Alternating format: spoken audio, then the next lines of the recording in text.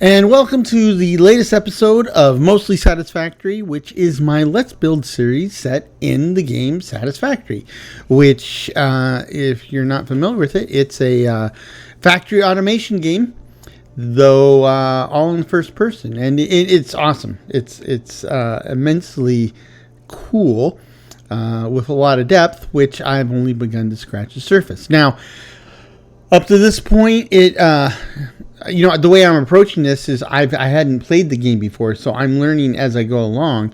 And in this case, we are now on our third iteration of the base. The first base was where I was learning how the game worked, and of course, that base really blew. I came up with a next iteration of the base, which was substantially better, but still blew in that you couldn't expand it. Now we're working on a design that is much more expandable, and we are now in the next phase of that renovation, where we're now preparing to set up everything related to iron. So that would be iron and all of its direct products, as well as the use of iron in the production of steel and all the steel related products, which are new to me, right? We only developed that capability as we were working on this base renovation. Now, what we've been doing up to this point is we've been setting up these islands, multiple floors on these islands that you're looking at now, for hosting the machinery and the transport. But this, like I said, this is the biggest group of production lines or product lines that we've dealt with all at once. And so this is turning out to be the biggest construction project I've ever worked on in Satisfactory. And in the last episode, we actually finished the actual building of the structures, and we started laying down poles for power. Now, what I need to do before I can start setting up machines and running material is I need to finish setting up power, because a machine is just a big fancy rock until you give it some power. So that's going to be important. And the other thing that's important is we need to set up rails, because I have a tendency to fall off things. So and safety first. If you have ever worked in a factory environment or a manufacturing environment, safety is no joke. So we will set up those rails and make everything ship shape and safe. About as safe as you can get when you're talking about a manufacturing environment on an alien planet. So that's where we're headed with all this. Now, also in the last episode, we found that we have built close to some locations that where some I wouldn't say nosy, where some hostile neighbors live, and so we'll need to be careful in those zones, and we might have to deal with some of those neighbors today. If we're lucky, because all we're doing is finishing up the power and then setting the rails. What I'm hoping is I can get that done soon enough that I can actually start working on setting up smelters for the iron. So I can just drop down here like this. So that's my goal, right? Is to be into that by the end of the episode. Now, there are some questions that we ran into that I hadn't quite figured out the answer to before this started. One is when running power, how are we going to run power up and down between the various levels? And two, how are we going to run power to and around the corners for some of these levels? Because that's I just don't know where I'm going to put stuff there. So we'll figure that out today. It is not an insurmountable problem, but It's an important problem we need to figure out. I might as well just drop when we set these up. Yeah. Now, what I'm doing here is I'm setting up a power bridge, literally. Did I hear? No? Okay. Well, we'll just keep doing the power thing. Anyway, I'm setting up power here from the islands that have power to the new islands that I've built. And instead of running all the wires and everything on the new islands and then connecting to power and then trying to figure out what does or doesn't work, I think it would just make more sense to hook stuff up to power up front, and then as we extend the power network, we just make sure it's powered.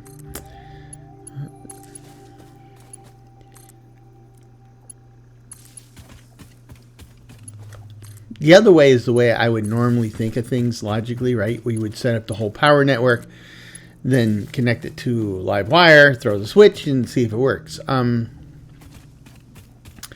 But in practical terms, in the game, I think it makes more sense to just build a piece, connect it to power, make sure it works, build another piece, connect it to the first piece, make sure it's still powered, etc., etc.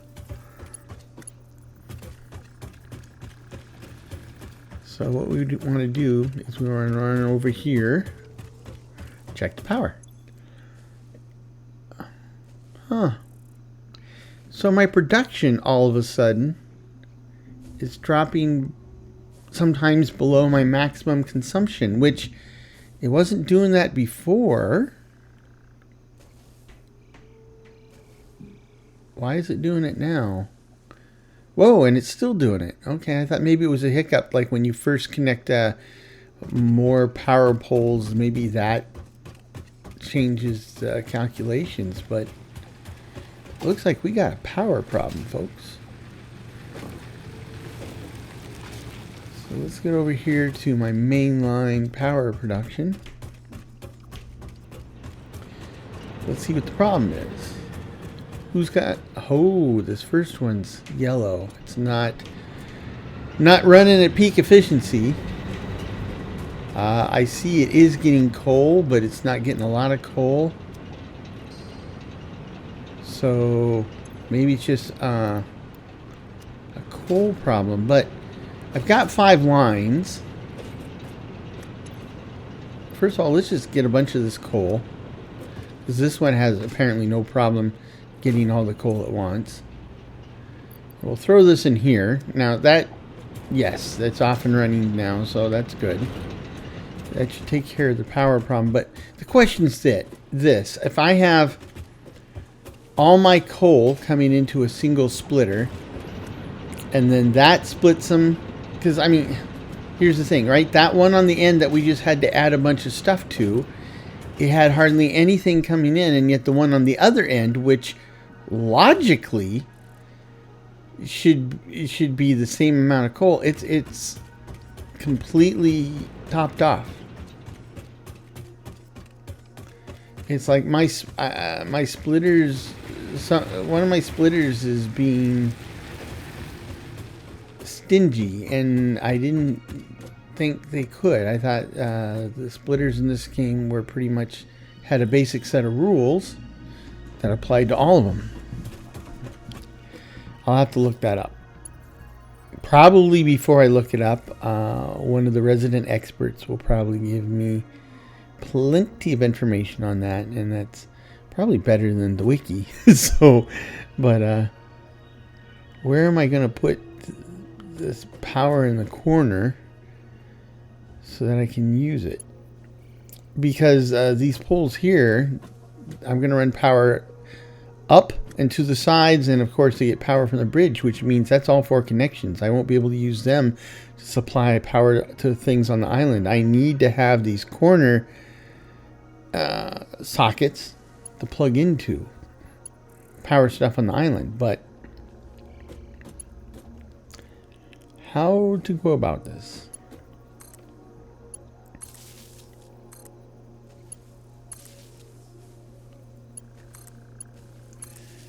Okay, now each of these has only one connection left,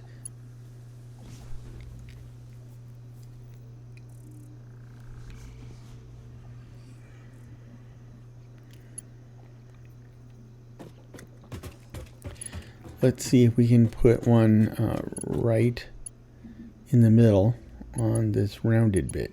So trying to see if there's any other options. I doubt it's going to handle curved surfaces very well.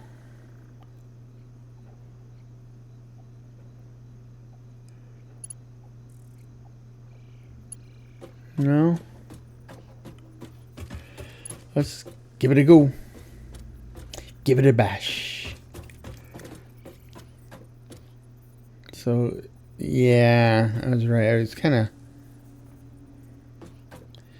It's going to be lined up 90 degrees one way or the other. Won't handle the curved surface well, but that actually kind of works. And I can run a line between them. I think this is the solution. It looks a little weird, I think, but I think this will be our solution.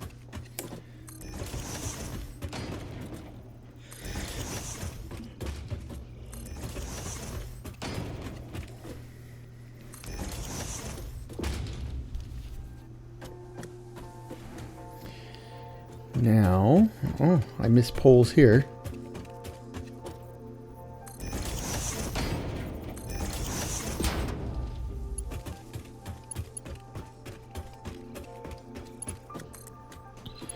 Okay, and then we wire them through the pillar leg. And this should work. This actually gives us 2 places to connect for supplying power to machinery on the island. And it maintains the same connectivity we had everywhere else. So that's nice.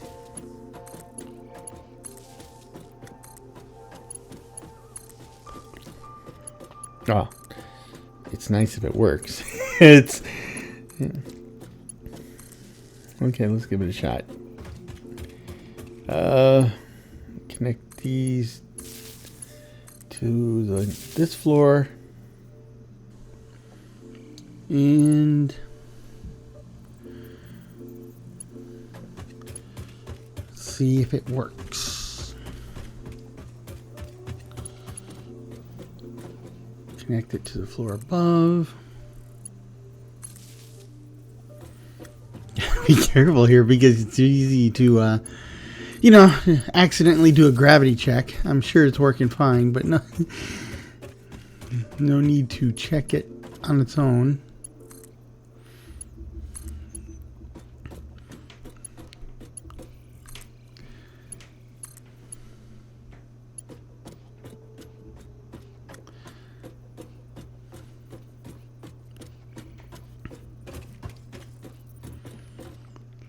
Okay.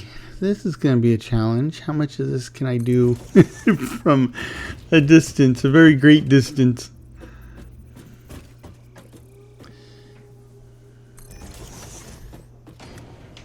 Okay.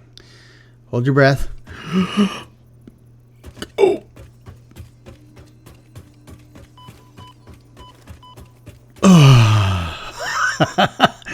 Oh, man.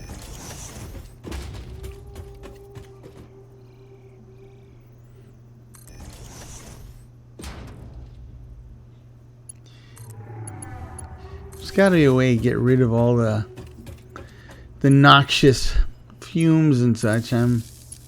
There might be a technological solution, but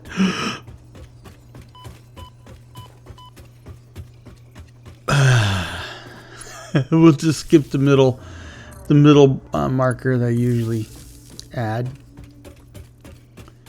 Oh boy, can I connect it without running all the way over?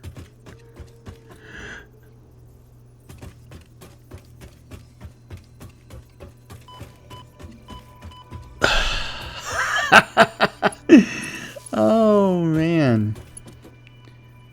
One more time. Can you jump over this middle bit? No. Apparently not. Okay, that I've tortured myself enough. I'm almost killed myself. But the power connections are made.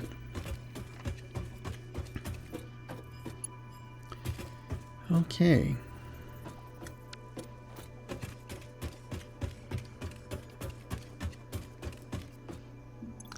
And we got power. But I keep getting these dips to where my production drops below my maximum consumption. I mean, you know, that's just the cool power plants. It's okay because we have plenty of capacity with the biomass burners. So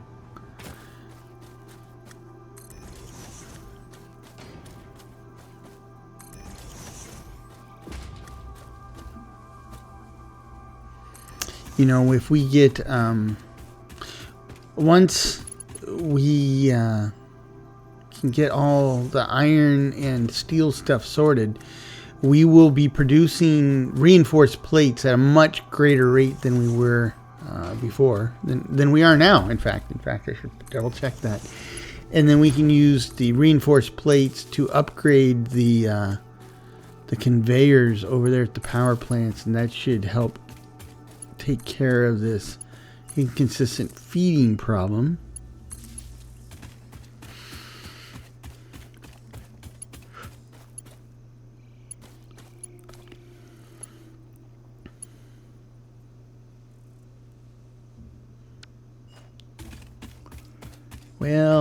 Well, it's gonna run out sooner or later. Looks like it's sooner. Hey, kiddo. Hey, Gus. What is this? Circuit board? Okay.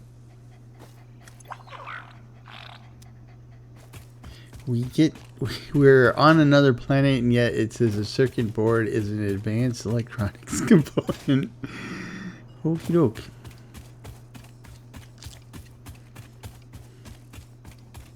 Just wait till I show them an LED array. Ah, boy. They think a circuit board's advanced. Now, I think we're okay in all the other supplies. We've got plenty of plates and concrete and wire. I'm just going to need a bunch more cable. Oodles of cable. Because we have only begun connecting stuff. And it looks like the cable storage is all maxed out, so this is good. This will get it moving again.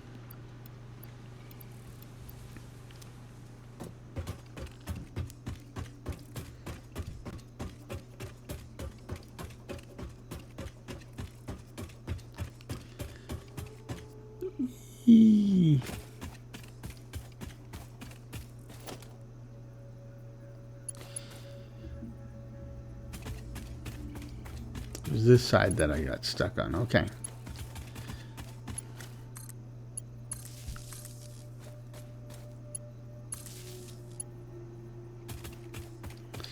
You know, I'm still surprised. And again, we're only scratched the surface of what's available in the game, really. So there might be solutions I'm not aware of, but it just seems like clearly the design team has some pretty compulsive people on board, and they've done a fantastic job as far as dotting I's and crossing the T's in almost every aspect except cosmetic. I'm really surprised at my limited options and how I can apply them. I mean, you know, I really thought that you could and should be able to apply like numbers and symbols, the decals to the sides of items, or even the bottoms. Because, like, you know, we applied the label and on these walkways, but now that I'm looking at the bottom of the foundations, I see they're not applied to the bottom. So, of course, maybe you can apply them to the bottom separately. I'll have to experiment on that someday. But you definitely can't apply those labels to the sides. And I think you should be able to, right? Like if this was No Man's Sky, I would number these islands with big numbers on the side, and then it'd be easy to see where you're at. Island 1, Island 2, but so and so, so on and so on. But can't really do that here. I forgot to add poles here. Make sure I line them up with the other side.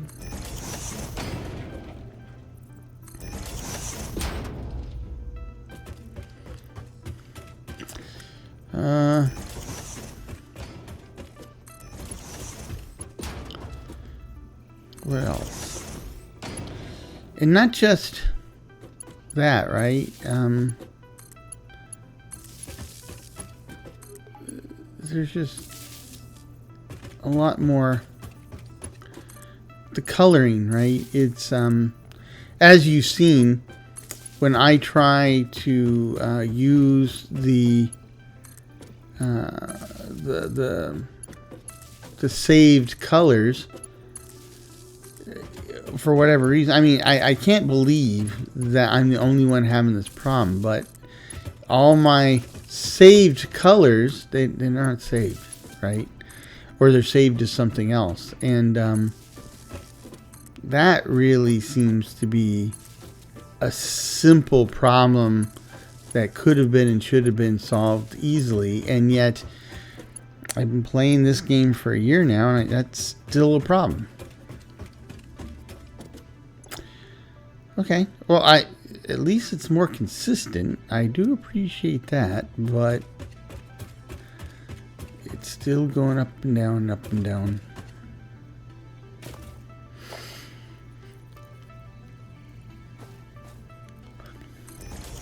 Now, of course, it's still the Fixmas season, and the whole Fixmas idea, that's something that like I said last time, I really appreciate the developers putting this into the game. I really think how they implement it and stuff is cool. I really wish I could take the time to fully explore it, but I'm not gonna be able to devote the time needed, time and effort, and still keep the series going on schedule. In fact, I won't be able to devote the time and series necessary to get the Fixmas stuff done on this release schedule, right? Because I'd have to devote a lot more time. Like I'd have to do like 7 episodes in a row of Mostly Satisfactory. And actually, now I think about it, maybe that's how I should do it. Like next year, I'll just do a monster marathon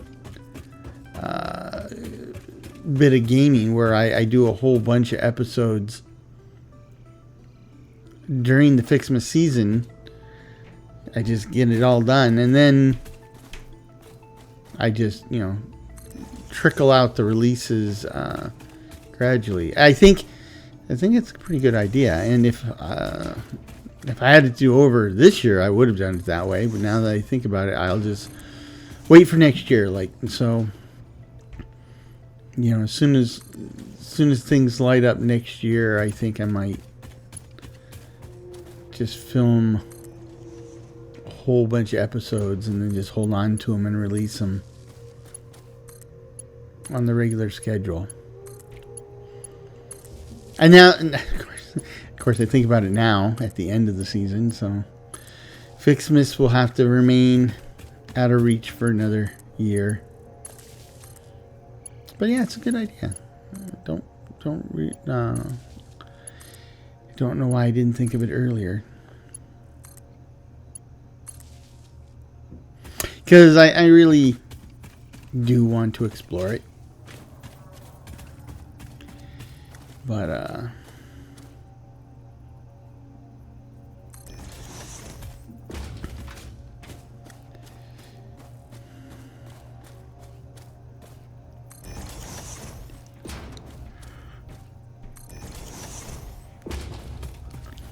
it would be nice too if there was like say foundation pieces that had like say power or material or water ducting built into it, right? In other words, I have these foundations, and I could, if I can, I could run these foundations along the line like I do with my bridges here, and then I just connect power at one end and connect power at the other end, and the bridge itself automatically connects the power in between, right?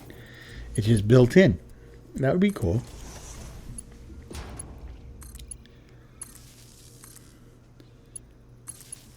And you can make those, more expensive than regular foundations. I just, because I get the idea, if you play No Man's Sky and you build in there, so for a long time in No Man's Sky, they had these prefab pieces, right? So you would get a square room, a round room, these little cube rooms. And the thing with these is that if you build with them, and there's like power production that occurs on top of or in them, the power automatically is channeled to and through all the structure, right?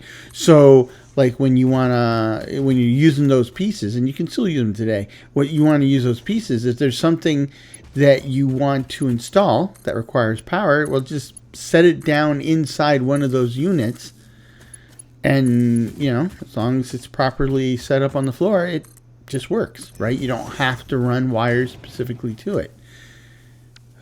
Speaking of specifically running wires, that was a near miss, or near hit actually. So that's cool. Now then they came out with their second set of pieces, right? So you have this huge, much bigger selection of pieces that come in different flavors, right? There's wood, there's stone, there's metal, and now there's kind of like this recycled metal type material. And they come in all sorts of different shapes and sizes. So you have immense flexibility as a builder, but they don't do diddly squat with power, right? So you can build however you want, but if you want something in one of those structures to be powered, you are definitely going to have to manually run power. I appreciate that. I appreciate that a lot. Now that particular game, though, I appreciate it even more simply because that game has building limits that we thankfully don't have in this game. I mean, I'm sure there's got to be some type of limit on this game, but realistically, I don't know what it is, and it's probably never bump up against it. But in No Man's Sky, they have hard-coded build limits, right? So for a base that you would upload that other players could then encounter in the game world, the maximum number of pieces in the base is 3,000, right? And a single segment of wire counts as a piece for the base. So you can see, you think, 3,000, that's a lot of pieces. But then if you add things like lights and stuff, and especially if you use those different pieces from different materials, the numbers climb really radically. And then on top of that, you're limited to a grand total of 50,000 pieces total across all your bases, and you can have up to 400 bases. That's another limit, but 400 bases is hard to achieve unless you just like throw down a single habitation module and a power supply, because anything else you will run out long before you'll hit that 50,000 limit long before you have 400 bases. But so while I say I appreciate aspects of the system, the way it's implemented, I think this is still a much better system than what they have. Of course, on the flip side, we're talking about this isn't a node, it's just stuff. you know, this is a single player game and really. You can play it multiple player. I don't know how many people can play at once, but I'm guessing probably 8, maybe 16 or 32. But that would be it, right? As opposed to No Man's Sky, where they're simulating 256 galaxies of up to 5.18 quintillion planets with millions of concurrent players. Yeah. So, I'm not saying that their build limitations are completely arbitrary and unneeded. They might be a little arbitrary, but and of course those build limitations were devised a decade ago, and hardware has come a long way since then. But that all that aside, right? It just, this is one of the things about being a game player and playing many different games. The constant annoyance that you play one game and they absolutely totally nail something, right? Like a build system or an experience system or whatever. They do something and they do it really good. They probably do it better than anybody else in the industry. And you're like, oh, I love that.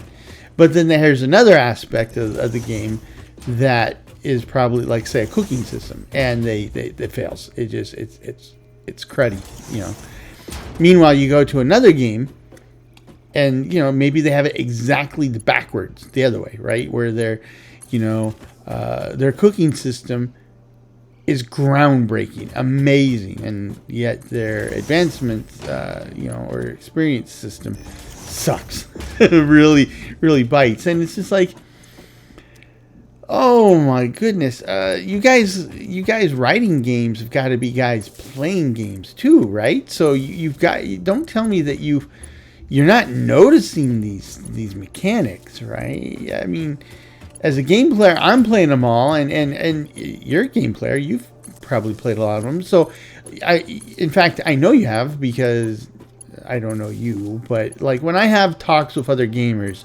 invariably at some point there's this discussion about, wouldn't it be great if, and then you start saying, yeah, if we took, like the build system from this game and the vehicles from that game and the experience system from this game and cooking system and farming system from this other game, if we combined all those aspects in a single game, that game would have it all. Well, why doesn't somebody do that, right?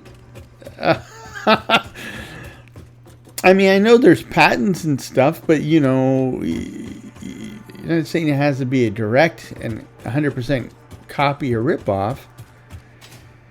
I keep hearing snorts. Oh, that's why I hear snorts.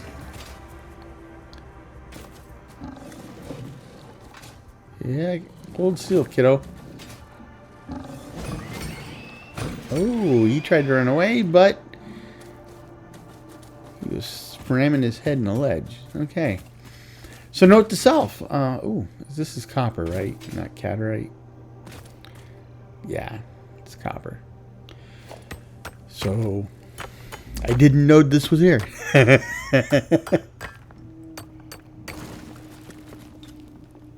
So let's just mark it on the map. What are these down here? Are these presets? Can I do this? Oh, it kind of is. Look at that. Oh, no. Okay, now it makes sense to me why they're called stamps. So I don't want to do that. Actually, I think I do want to do that, but I haven't done it at this point, so I want everything to match. So then we'll select the stamp for a mineral. Here we go, color. Right, so load preset. I have a copper color set, and that is not it, right? The copper color is kind of a orangish, and this is really my limestone color. And I need to move off of here. It's a normal node, so I gotta label that too. But let's move off of here so I can modify it on the map. Look at that. It looks just like a let's remove stamp. So it looks just like a limestone node, right? And I picked copper. Do I have another? Yes, there's another copper. So that's where I can steal the color from. take this, cancel that, oh, cancel this, go all the way back up here,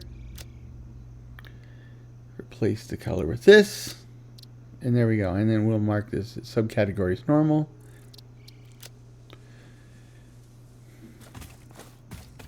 Yeah, I mean, that to me seems like that's something that should have been fixed long ago. If you're watching this and your saved colors, your color presets work like they say on the tin, by all means, give me a comment, because I am curious here. I'm wondering if there's something about my I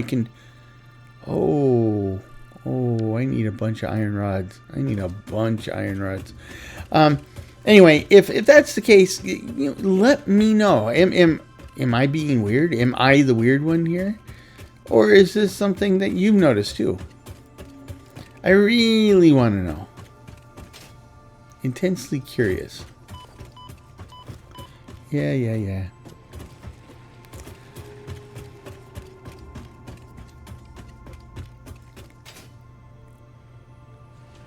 See, this is my guess, is that I've talked to people who play this game. I've talked to some people who really play this game, and these are very, very compulsive people, right? They love this game, and they are totally into tweaking every single aspect of production to make it as efficient as possible. But these are also guys who couldn't give a pair of dingoes kidneys. Just iron plates, huh? Okay, thanks, kid. Who couldn't care less about like the cosmetic elements, making everything look the same, applying, that their whole thing is, does it work, and does it work as good as it possibly can. Now, I am concerned with that, not to the same extent they are, but I am also concerned about, can it make it look good, right? Because there are people who are totally into the form over function, form over function. It's got to look good, even more important than work good. And there's people who are over, function over form. It's most important that it works, and if it looks good too, fine. I'm of the camp that it's like, why is it exclusive? Why is it one way or the other? Why can't we have both? I guess you can kind of say I can relate to Steve Jobs on that one, right? That was his thing.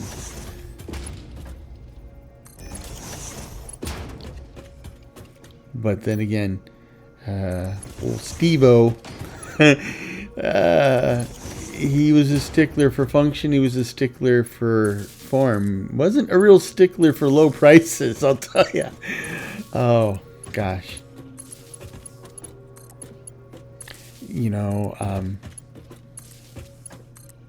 I do like Apple and Apple products, and but it was always one of those things where I couldn't afford Apple products, right? I didn't get a Macintosh until last year, and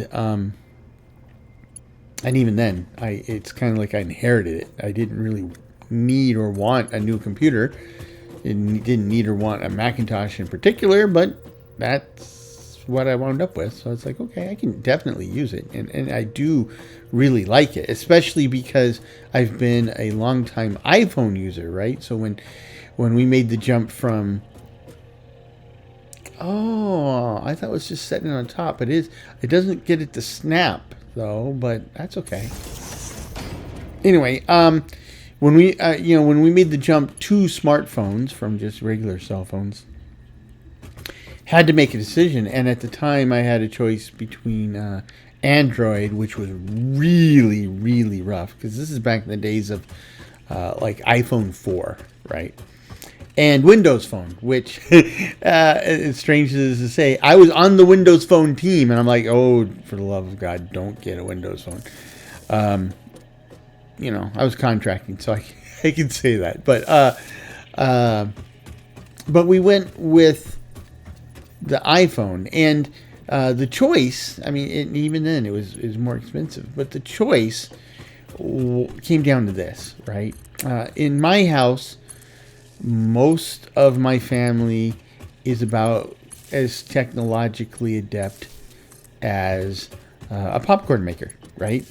My family, it took me a long time to hammer into their head what storage is and how storage works, and why if they take a picture every 13 seconds or multiple pictures, why their storage is always full and they can't take more pictures, right? It took me a long time to explain that concept and finally get them to understand about it and change their ways accordingly, right? So when it came time to choosing a smartphone, I went with the iPhone for two reasons. One, it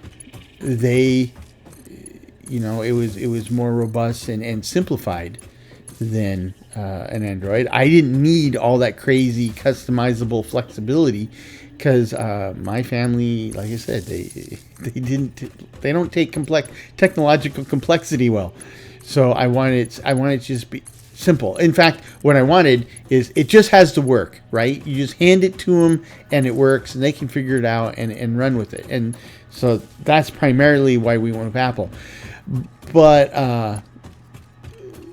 then it was strengthened because when the girls started getting older, my wife was concerned about, we need to get the girls phones. Now, we're talking a couple 5-year-olds. Girls didn't need phones, but that's off a little bit. So let me fix that. The girls didn't need phones. They didn't need to be calling anybody or anything, but my wife wanted to be able to reach them or track them. And so, in my initial research, Apple by far had a much better parental control system and all that jazz, and it's easier to use. But at that point, my wife was really hammering me on price. So we got the girls a couple of Androids, and what a nightmare that was, right? Trying to support them on a couple of Androids and trying to configure it so they couldn't accidentally call people or see pornographic sites or anything. Basically, I wound up turning off everything, but except incoming calls. But the thing is that it really drove the point home with me, so that when it was time to upgrade their phones, we gave them our old iPhones, because the iPhone has a really simple and yet powerful parental control system that did exactly what I wanted it to do, and yet using the phone was a snap. The girls, they loved their iPhones much better than their Android devices, and they were able to do more with it, and I didn't have to teach them every single little thing. So there you go. There is something to be said about design, and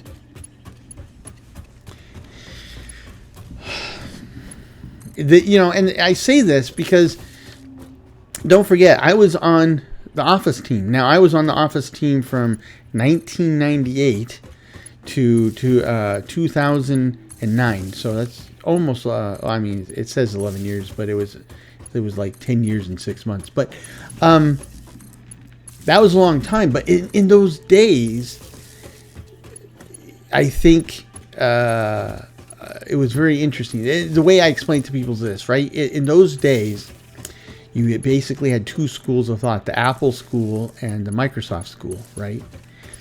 And the Microsoft school of thought was what they would do is they'd find out what people wanted to do with a computer. They'd find out what the requirements were, and then they would write a program that meets those requirements.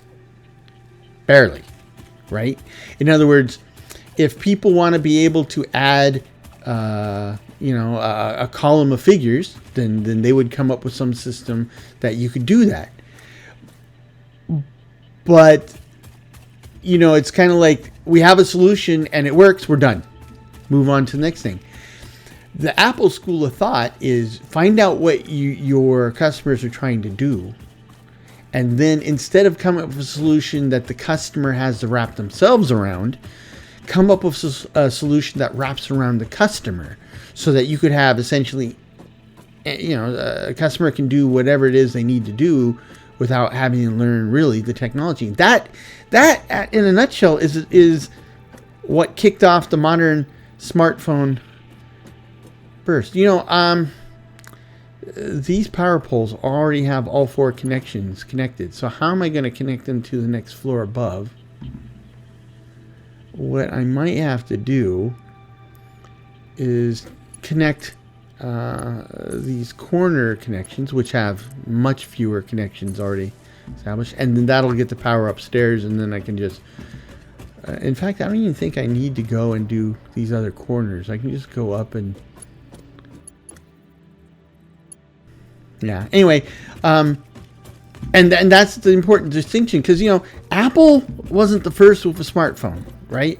I mean, people talk about the BlackBerry, yeah, but really, I like the Windows had a smartphone, and I've mentioned this in some other series, but you really had to be a nerd's nerd to use it, right? And in fact, it was the new pocket protector slide rule nerds badge of honor, right? If you had one of these phones, that was your your authentication as a nerd's nerd. But see, the problem with that is you're not going to be able to sell many units, because there are a lot of nerds in absolute terms, but it's a very small percentage of the population. You're not going to get excited about selling to 20, 30, 50,000 nerds. But when Apple came along with the iPhone, now they had a product that my mom and my grandma's dead, but other people's grandmas, people who are usually technophobes, could embrace and make things happen. And so while Apple wasn't first, Apple essentially lowered the barrier to entry so that everybody could do smartphones. And then, Android, the thing with Android, what they were trying to do is, Apple was set up so that if you want an Apple phone, you had to get it from Apple. There's no Apple phone clones or anything like that. It's all an enclosed ecosystem, and Apple's always been that way, right? For a while there, they tried Mac clones, and that didn't work out well, and they quietly pulled the plug. So if you want to live in the Apple universe, you have to be an Apple fanboy and be a card-carrying member of the Apple community. So where Android comes in is they were trying to make something that everyone else, your LG and your Samsungs and all these guys could use, but they could tweak it however they needed, right? So where Apple had a closed system, but a highly advanced and polished closed system, Android was trying to really come up with a platform, initially for phones, eventually for everything, right? For mobile devices across the board, that was easily extensible, and that's what they did. Now, for a long time, those devices were all weird and inconsistent and not very well polished. But over time, I think Google has done a fantastic job making Android into kind of the jack of all trades mobile platform OS. But what individual companies do with it, well, there's where your implementation problem, right? Some companies, why is this platform not properly colored?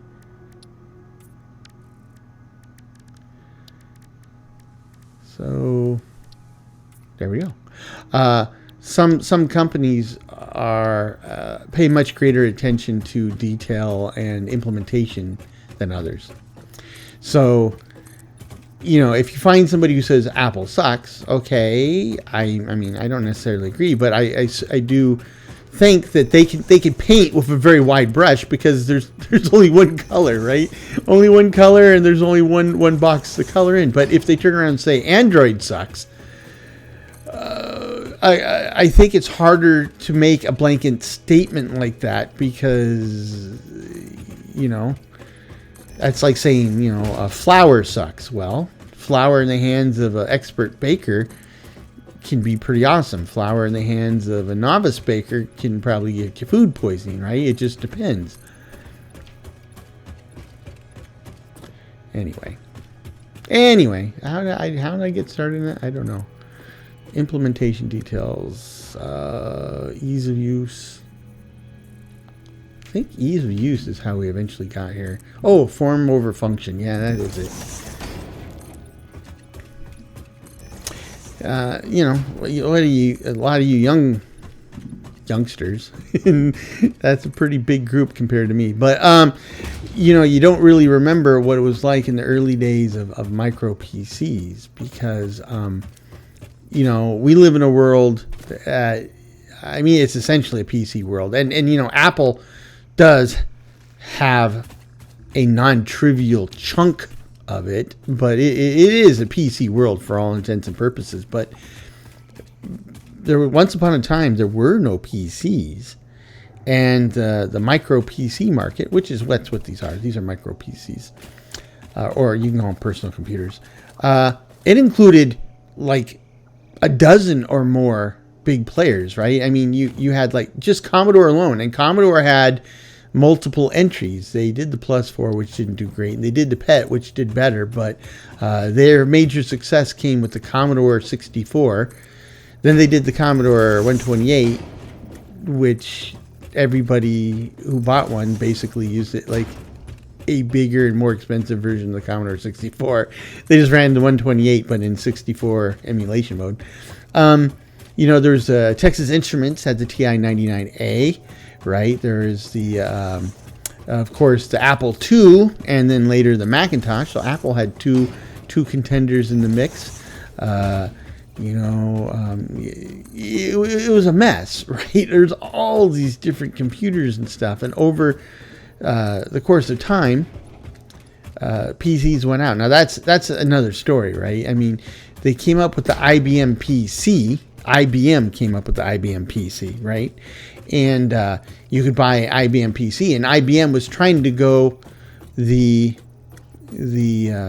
Apple model, right? Where this is our platform. If you want one, you're going to have to buy it from us.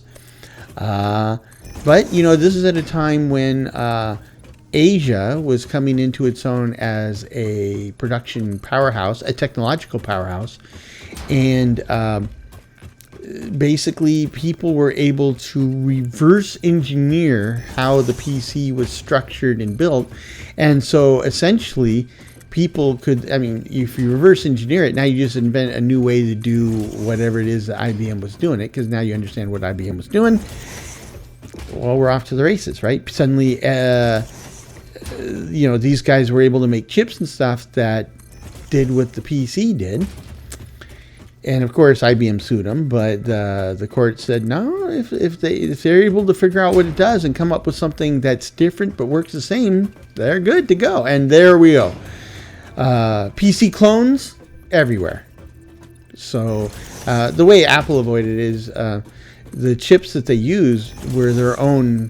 They're Motorola chips, yeah. But oh man, I used over 800 rods. Jump and Jiminy, I'm going to need a bunch more. Okay. But Apple got around it, but they controlling the hardware components, so you couldn't build an Apple clone. Now, eventually, they briefly experiment. Oh, I got clipped. Okay. They briefly experimented with Mac clones, right? They authorized some companies to make Mac clones, and truth be told, the Mac clones made by non-Apple, they were actually okay and a lot cheaper, but a lot cheaper meant it was cut into Apple's bottom line, and that was important because the environment we live in now, if you talk about companies on the brink of extinction, Apple is not a name that readily comes to mind. But once upon a time, Apple was on the brink of extinction. They were like a quarter away from bankruptcy and disintegration. That's a totally another story, long story. But yeah. So Apple's really had a reversal of fortune, a big time. It's some interesting. First of all, I don't know if he's still around. I don't know if he's still writing, but there's a guy out there. I don't know what his real name is, but his writing name is Robert Cringely. So that's kind of a cringely name, but anyway, and he used to write about the news in Silicon Valley, right? What was going on, who's who. And then after he'd been doing that for many years, he started writing basically history books about Silicon Valley and stuff. And I'm trying to remember, he had a book. I don't remember what the name of the book, but the book was made into a made-for-TV movie with Noah Wyle as Steve Jobs and Anthony Michael Hall as Bill Gates. And I think the name of the movie was like The Pirates of Silicon Valley. Anyhow, read the book, watch the movie. I didn't read the book. I did watch the movie. I enjoyed it thoroughly. I've read excerpts of the book, and it goes into greater detail. But I mean, you if you're interested at all about why things are the way they are in the tech sector, you kind of got to read that, right? I mean, that's the thing about history. Like, how did the United States become so powerful? Will the United States remain powerful forever, right? I mean, why? Well, I mean, if you go back 200 years, there was one superpower in the world, and it was the English Empire, right? The British Empire. It's not even an empire anymore, right? It's the United Kingdom, and then a bunch of former colonies are now the Commonwealth. How did all that happen, right? These things, the way we are today is shaped by the way we were yesterday. And if you because I can assure you, right? You're like me, you probably looked around and at some time or another you ran into some weird rule or something, and you're like, why is it like this? Why this doesn't make sense? Well, if you understood the history, you'll understand why, right? I mean, consider this: if you live in Japan or the United Kingdom or a few other, any of the former Commonwealth nations, or whatever, you drive on the left side of the road. The rest of the world drives on the right side of the road. What's that all about, right? Learn some history.